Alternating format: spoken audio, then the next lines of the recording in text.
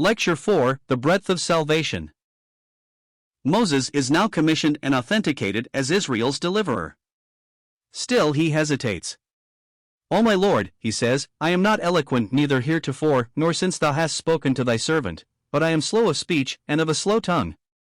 How hard it is, amid what we call second causes, to trust simply in God alone. All God's power, for a Moses even, is not sufficient without an eloquent tongue. Paul was wiser when he came to the Corinthians not with excellency of speech or of wisdom, that their faith might not stand in the wisdom of men but in the power of God. Our idolatry of means thus affects and characterizes our work. The work will show the workman.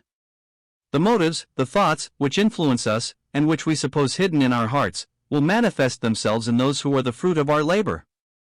God does not gift Moses with an eloquent tongue, but he allows part of his honor to be transferred to Aaron, who becomes his spokesman to the people. Thus provided, Moses starts, but before he reaches Egypt, the divine holiness which cannot pass over the uncircumcision of his house is made manifest.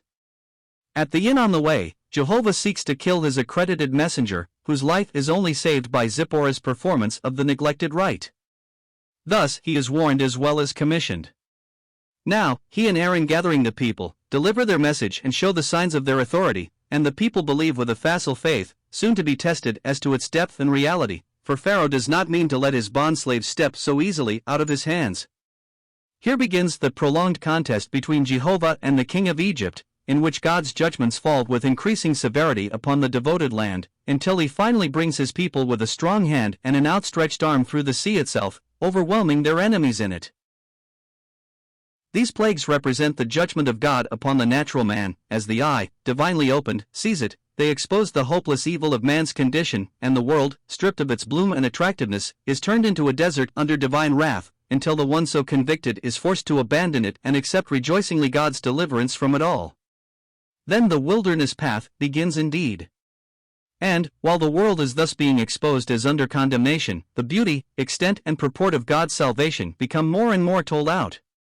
It is a feast to Jehovah that they are to hold in the wilderness. Gladness is characteristic of his presence, when once the heart is free to enjoy that presence. Then we learn that the feast is to be connected with a sacrifice which alone averts God's judgment, and enables the heart to be in his presence without fear. The God of the Hebrews hath met with us. Let us go, we pray thee, 3 days' journey into the wilderness, that we may sacrifice unto the Lord our God, lest he fall upon us with pestilence or with the sword. Thus, first, God's heart is revealed, then man's guilt and need, which the blood of sacrifice alone can meet. Not in Egypt, however, can that feast be held, for on the ground of nature no true joy in God or worship in the Spirit is possible. From this there must be 3 days removed. The distance between death and resurrection alone can carry us into our place of blessing and intimacy with God. But this will be developed hereafter. At once, however, Pharaoh's spirit is declared, "I know not the Lord, neither will I let Israel go." The flesh in us never does. Its obduracy, allied with the prince of this world, Pharaoh fully exemplifies. At the very outset, when faith begins to move in us, and the good news of salvation begins to be really that, we find the opposition of that in which dwelleth no good thing, and is but enmity to God as revealed in Christ and the gospel. Sins. Reign is a despotic one, and terrible it is to find, from the first moment in which we would do good, evil present with us, and how he that committeth sin is the slave of sin. Israel, beginning already to think salvation come, find instead augmented labor and the stripes of taskmasters.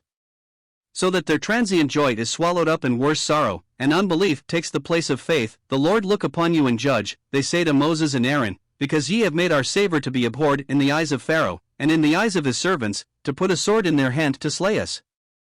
And even Moses betrays his impatience in a bitter complaint to God. How many a worker since in like manner would have salvation at once realized, not understanding the necessity of all this parleying with Pharaoh in experience of sin and of sin's bondage? But as God assures them, if they are made afresh to realize the burdens of the Egyptians, it is only that they may realize redemption out of them by his own hand, and that they may know him in their salvation, bringing them out from under these burdens. Fresh promises, however, fail to revive the drooping hearts of the people, and Moses himself is discouraged. God, however, gives to him and Aaron a solemn charge to bring the children of Israel out of the land of Egypt. And here it is that the genealogy of Moses and Aaron is introduced, the double type of a Savior whom accumulated types fail fully to express. The sons of Reuben and Simeon are also given here, though set aside for Levi, the third son, and how plain the spiritual purport of this is, which looked at superficially seems without meaning. Reuben is the eldest, and his 4 sons have beautiful names, full of promise, but it is first that which is natural, and afterwards that which is spiritual. So he is set aside. Simeon, too, with his 6 sons, is passed over. And Levi is chosen, the third son, spiritually, child of resurrection, in whose name, joined, the mediatorship of Christ, only fully reached in resurrection, is surely implied. And now ensue the plagues which are to manifest Jehovah's power, and make his name known throughout all the earth. Long and stubbornly Pharaoh resists, but is at last, though unchanged in spirit, overpowered. Upon the history in detail I cannot dwell, but we may look at the compromises which Pharaoh attempts to make with God or with Moses as to the people. They illustrate not less the breadth of his salvation than the treachery of the heart which would impose limits to his sovereign grace. The first attempt is to secure the retention of Israel in Egypt. They may sacrifice, he will permit that, but let them do it in the land, and not leave it.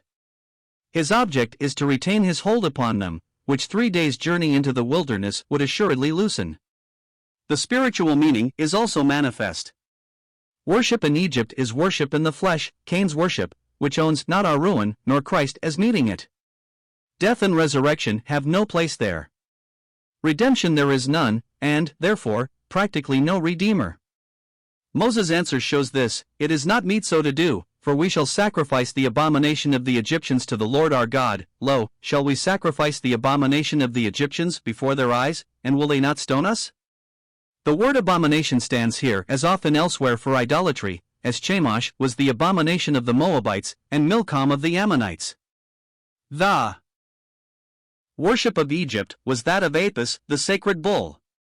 It was paramount amid their animal deities, and it came up in the minds of the children of Israel when they worshipped Jehovah in the golden calf. It is throughout Scripture the type of the laborer, and is preeminently seen in the sacrifices as God's laborer, who to do his will in behalf of man, laid down his life. But of such a worker, and of such a work, Egypt knew nothing, and to maintain the truth of this will ensure decisive rejection at the hands of those whom the Egyptians represent.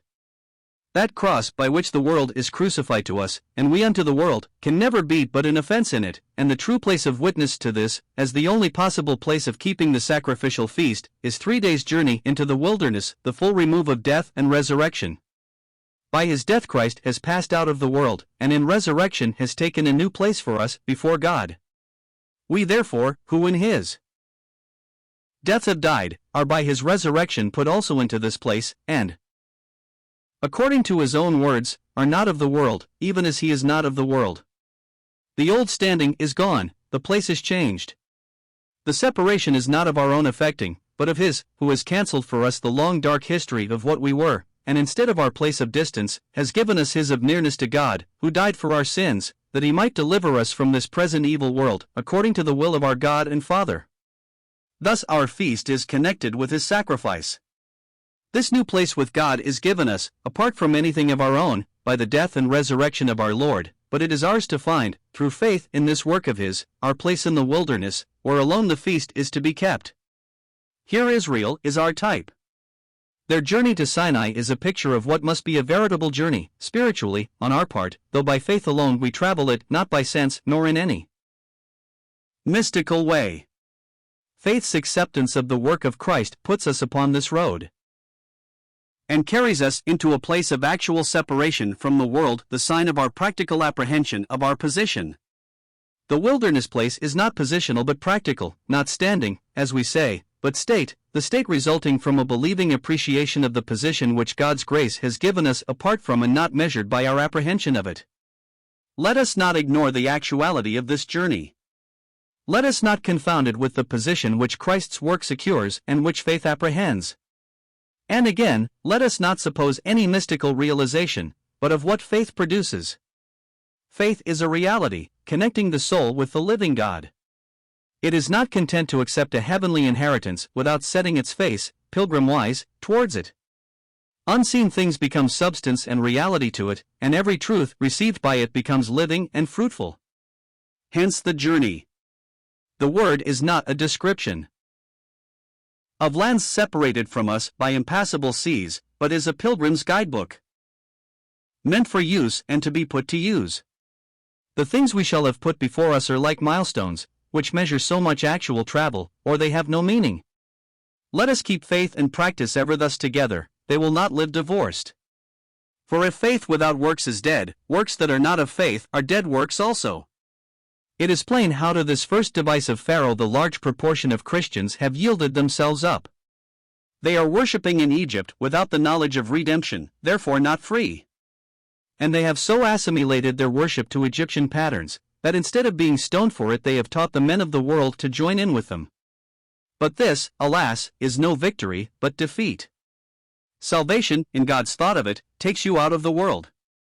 You are no more of it than Christ is. And though we have known Christ after the flesh, yet now henceforth know we him no more, for Christ has passed out of the world altogether, and left it under the condemnation of the cross. We are either in him before God, and so outside it, or involved in its condemnation. But let us look at the second compromise. Go with our young and with our old, with our sons and with our daughters, with our flocks and with our herds will we go, for we must hold a feast unto the Lord. And he said, Let the Lord be so with you, as I will let you go, and your little ones, look to it, for evil is before you. Not so, go now ye that are men, and serve the Lord, for that ye did desire. Thus the limits of salvation are attempted to be narrowed in another direction. The men may go, the little ones must remain. In God's plan, however, the little one's place was with the parents.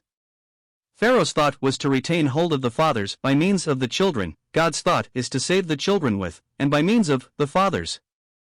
Noah's house, in the ark with him, is the first example, then the blessing of Abraham's seed, and circumcision of the Israelites' house gives the divine rule for the old economy. The new is still more full of this. This day is salvation come to this house, says the Lord, as to Zacchaeus. The promise is unto you and to your children, says the apostle on the day of Pentecost. To Cornelius the angel says, Who shall tell thee words whereby thou and all thy house shall be saved? And once again to the Philippian jailer, Believe on the Lord Jesus Christ, and thou shalt be saved, and thy house. This then is the universal tenor of Scripture. God's all-embracing love would make his people reach out to others, and of the human ties which he has established, he forms links toward the new creation. He would thus claim for his own that which, with no acquiescence of his, has departed from him, and use for this the natural affection which, fallen as it is not incapable of being renewed and spiritualized. Thus he meets and satisfies the deepest instincts of our manhood, the Divine Father manifesting himself as not strange to what is best in human fatherhood, and teaching us to feel in ourselves the original likeness in which at first he created us to himself. The children of believers are of course like others, we impart to them the old nature, the new is only given of God. In this respect they differ in nothing from others. The universal law, except a man be born again, he cannot enter into the kingdom of God, applies to them as to others. Nor does it follow, as a matter of course, that if a man is saved himself, his house will be. In Abraham's case pattern as he is in so many ways for the believer, God says, I know him, that he will command his children and his household after him, and they shall keep the way of the Lord, that the Lord may bring upon Abraham that which he hath spoken of him. Thus we have a clear testimony of Abraham's exercise of authority over his household and their keeping the way of the Lord connected with the fulfillment of the promise to him. The wise man saying also is, Train up a child in the way he should go, and when he is old, he will not depart from it. Here is the thing which tests us, and here, as elsewhere, what we sow, especially in the ductile mind of a child, we do not fail to reap. But it is not our words only that bear fruit, it is the combined influence of our words and ways. That 3 days removed from Egypt, if really taken, will have immense effect. If not, teaching as to Egypt will not avail. The coming out to keep a feast to the Lord will give the positive side of this, and prevent the other from being a cold and hard asceticism. Let but this be real, it will not fail to have its effect, and though we may have shortcomings to mourn over, and faith too may be tried in us, the Lord we serve is tender and pitiful, and faith that counts upon him will not count in vain. These things are our types, and the God of Israelis is full of power today as ever he was. Let us credit him with it, and fear not. Now we come to the third and last compromise. And Pharaoh called unto Moses and said, Go ye, serve the Lord, only let your flocks and herds be stayed, let your little ones also go with you. And Moses said, Thou must give us also sacrifices and burnt offerings, that we may sacrifice unto the Lord our God. Our cattle also shall go with us, there shall not an hoof be left behind, for thereof must we take to serve the Lord our God, and we know not with what we must serve the Lord until we come thither. Thus if Pharaoh cannot prevent their going out, he would make them as poor as he can. Their flocks and herds were the main part of what as a shepherd people they possessed. They are thus the type of our possessions, that which we have in the world. Our business relations are evidently connected with things termed secular, which so often are divorced from the sacred, and in relation to which we may be, and are, something other than men in Christ. How successful is this snare among us? How few in fact have their all out of Egypt, honestly owning God's title to all? How few are in relation to their business or worldly connections just what in the assembly they claim to be? How few have the riband of blue, the mark of heavenly character, right down to where their garments touch the earth? A certain claim upon their worldly things, no doubt, everyone recognizes the Lord to have, but the things are theirs, outside this tax on them. They do not look on it as connected with their salvation, as part of their deliverance itself, that what they have should be the Lord's as they themselves are. But does not the one involve the other? Does it not show that we know little what it is to be in Christ, while we have another self with independent aims and motives? This then is the salvation of which we are the subjects. We have yet to trace it out in detail, but it is plain that Israel's deliverance was from the power of Pharaoh under which they groaned. And for this there was much more needed than the display of power, even divine. There was needed the Passover night as well as the Red Sea deliverance. They had to learn in the blood applied, that grace alone, through atonement, could take them up and rescue them from the enemy's power. And their rescue was not complete until the other side of the sea was reached. Then it was, when horse and rider had been cast into the sea, and their proud tyrants were carcasses upon the shore, that they sang how the Lord had triumphed gloriously. And so the apostle does not stop with justification by Christ's blood. In the epistle to the Romans, he rests not till in his cross we note that our old man is crucified with him, that the body of sin may be destroyed, that henceforth we should not serve, or be slaves to, sin. This is the bondage, and this the deliverance, and we must keep this steadily before us if we are to penetrate these shadows, and possess ourselves of their divine realities.